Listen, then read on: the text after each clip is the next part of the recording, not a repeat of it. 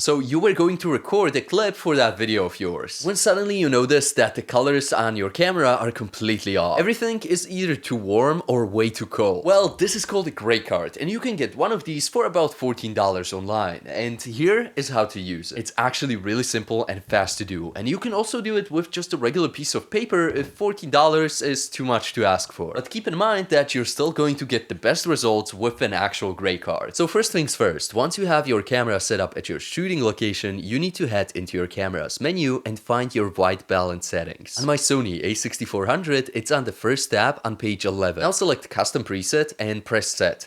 Go ahead and put the gray card in the place where you or your subject are going to be when recording, and aim the camera so that the circle that appeared in the middle is totally filled with gray. Then just hit enter and we are done. The output should look exactly as it does in real life. And if you want to know how to use your gray card for correcting exposure, make sure to check out this video. Thanks for watching, and I will see you in the next one.